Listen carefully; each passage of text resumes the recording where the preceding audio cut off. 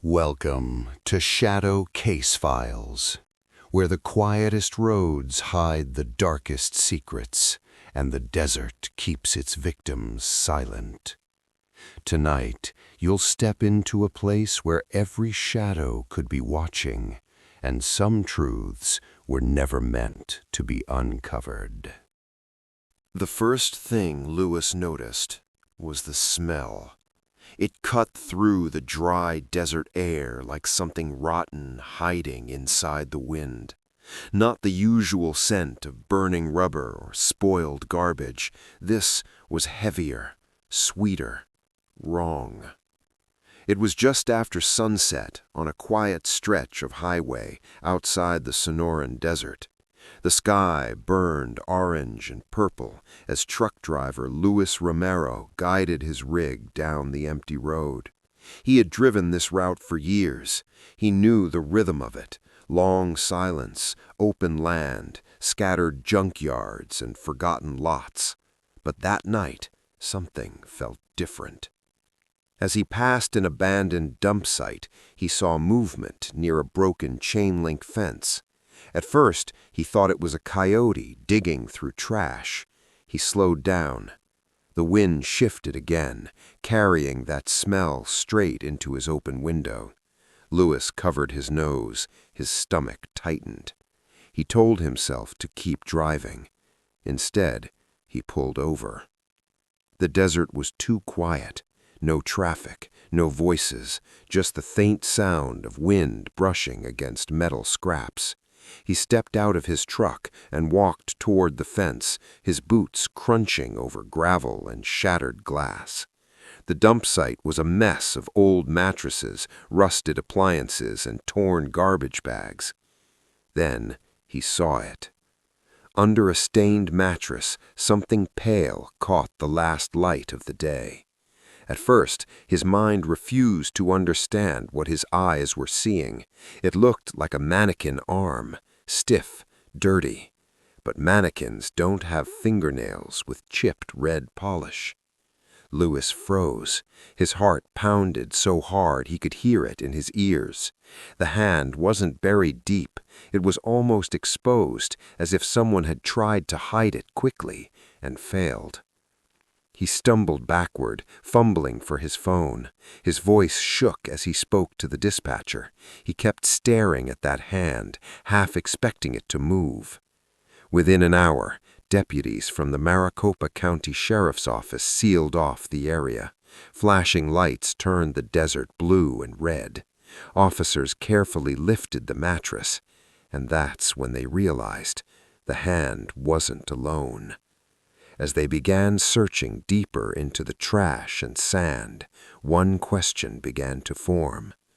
How long had the desert been hiding this?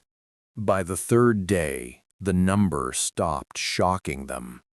Forensic teams worked under the brutal sun of the Sonoran Desert, carefully brushing sand away layer by layer.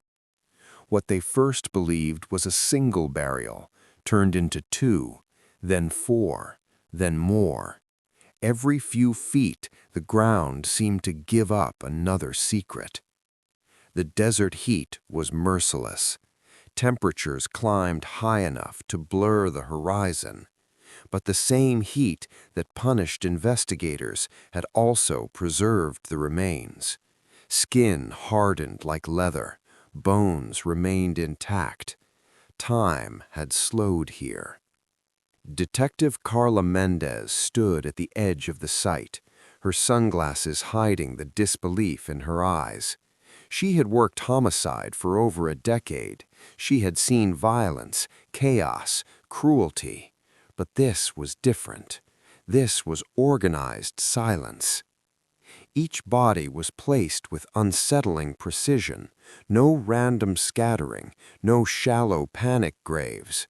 Some were wrapped in plastic, others covered with debris, mattresses, broken cabinets, scrap wood, as if the killer wanted the dump site to look natural, messy, forgettable.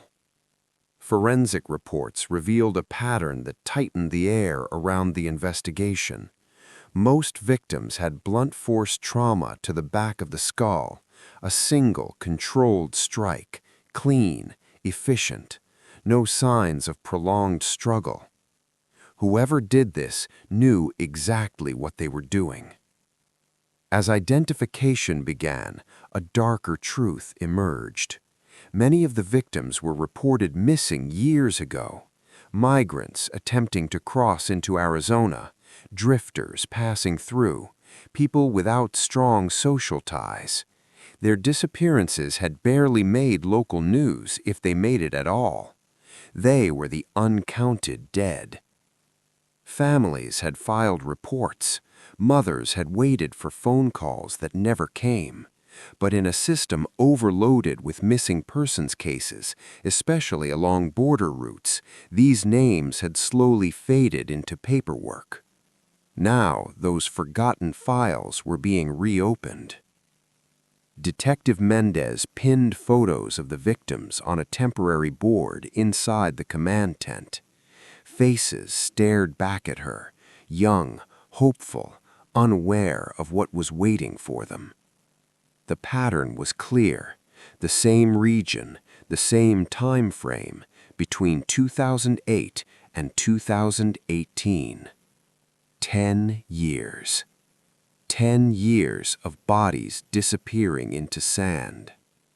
But the most disturbing detail came late one evening when a forensic analyst compared soil samples found on the victim's clothing. They didn't match only the dump site. Some showed traces of asphalt dust and motor oil, the kind found near busy roadside service areas, which raised a terrifying possibility. What if the killer wasn't hunting deep in the desert? What if the victims were taken from somewhere far more ordinary? The breakthrough came from a dusty hard drive no one expected to matter. Inside a small evidence room, a digital analyst replayed years-old GPS logs pulled from a roadside assistance company that operated along Interstate 8. At first, the data looked routine: service calls, highway stops, long drives across Arizona. But then a pattern appeared. The same set of coordinates kept showing up. Late at night, no service request attached, no customer name logged. Those coordinates led straight to the dump site in the Sonoran Desert. The company was called Desert Hope Towing. On the surface, it looked harmless: cheap roadside help, fast response times, a lifeline for stranded drivers in dangerous heat. Its owner, Daniel Crowe, had built a reputation as a quiet, dependable man. Neighbors described him as polite, hard-working, invisible. But invisibility can be powerful. Detective Carla Mendez studied Crowe's file carefully. No serious criminal history, no violent record, just traffic citations and minor business disputes. Nothing that explained a decade of buried bodies. When investigators questioned him, Crowe remained calm. He admitted his trucks had visited the desert site, but claimed it was for dumping scrap metal and broken parts. "It's cheaper than hauling it to the city," he said evenly. But when officers searched the area more closely, they found no metal piles, no discarded engine blocks, no sign of the junk he described. Instead, they found tire impressions, deep, repeated tracks consistent with a heavy-duty tow truck. Then another detail surfaced. One of the identified victims wasn't a drifter or migrant. She was a graduate student researching migration routes through southern Arizona. Before she disappeared, she sent a final text message to a friend. "Something feels off about the tow guy." Those words shifted everything. Now the investigation wasn't just about patterns in soil or GPS data.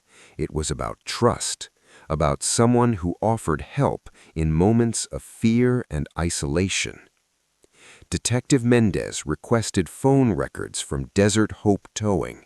She wanted to see every incoming and outgoing call over the past 10 years. Because if Crowe was luring victims under the promise of rescue, who was he calling after the rescue was complete? The freezer was still running when detectives unplugged it. It sat in the back of Daniel Crowe's repair garage, humming softly beneath the smell of oil and rust. At first glance, it looked ordinary, the kind used to store extra food or ice. But Crowe's face changed when officers asked him to open it. That was the moment Detective Carla Mendez knew they were close. Inside, there was no food, no ice. There were wallets. Dozens of them. Leather cracked from heat, zippers stiff with sand, each one carefully stacked, almost organized. Beneath them were plastic bags filled with jewelry, watches, identification cards, personal items that had once belonged to the missing. Not trash, keepsakes, trophies. Crowe tried to explain. He claimed he collected abandoned belongings from vehicles he towed, said he planned to return them one day. His voice stayed steady, but his hands trembled. For investigators, this was no longer suspicion, it was evidence of obsession. A search of his property revealed more disturbing details. Faint stains in the back of one tow truck, scrubbed but not fully erased. Fibers caught in metal edges. Tiny fragments that would later be sent for forensic testing. But the most chilling discovery didn't come from the garage. It came from the desert itself. Using ground-penetrating radar, teams returned to the dump site in the Sonoran Desert. The scans revealed something horrifying. The bodies were not randomly buried, they were layered. Some graves dug deeper than others, spaced with unnatural precision. This wasn't panic disposal, this was planning. And planning meant time, strength, knowledge. Detective Mendez reviewed Crowe's phone records late into the night. One number stood out, a prepaid phone contacted repeatedly over the years. The calls often happened shortly after GPS logs showed visits to the dump site. The number was traced to a retired paramedic named Reese, a man with medical training, a man who understood anatomy. When Reese was brought in for questioning, he appeared calm, almost curious. He listened as detectives described the evidence. He folded his hands on the table and leaned back.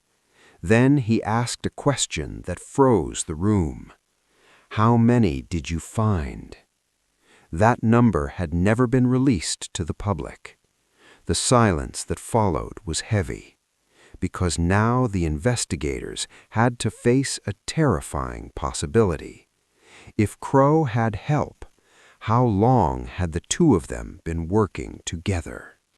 The courtroom was silent when the final number was read aloud. Not 10, not 15. The confirmed count had climbed past 20, and investigators warned it could still rise. Families filled the benches, clutching photographs of faces that once smiled back at them.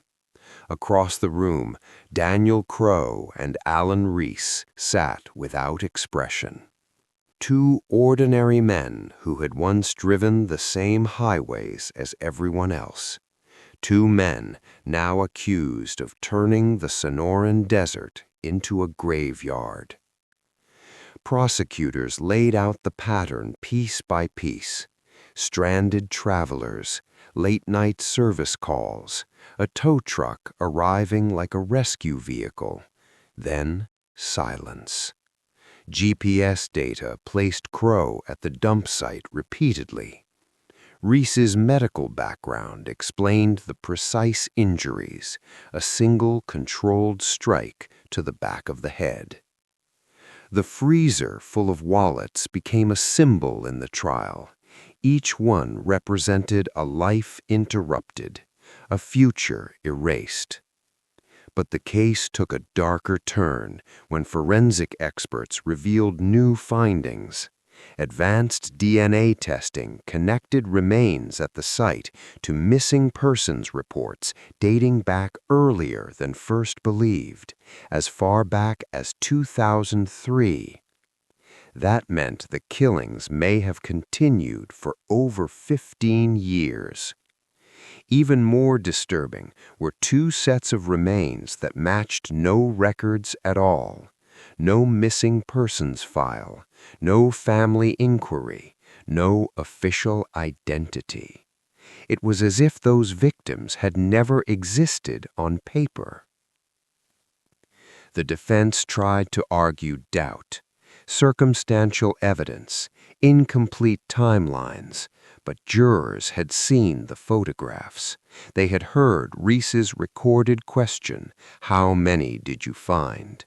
They had studied maps showing burial layers beneath the sand. After weeks of testimony, the verdict came swiftly. Guilty. Life sentences without parole. Outside the courthouse, Detective Carla Mendez faced reporters. She spoke calmly, but her eyes carried exhaustion. "We may never know the full number," she admitted. Today, the dump site is fenced off. A small memorial stands at its edge. Simple crosses, fading flowers, names written in marker. The wind still moves across the desert, shifting sand grain by grain. And beneath that endless horizon lies a haunting truth. How many stories remain buried, still waiting to be uncovered. If this story kept you watching till the end, don't let it end here. Like, subscribe, share this video, and press the bell icon so you never miss the next case we uncover.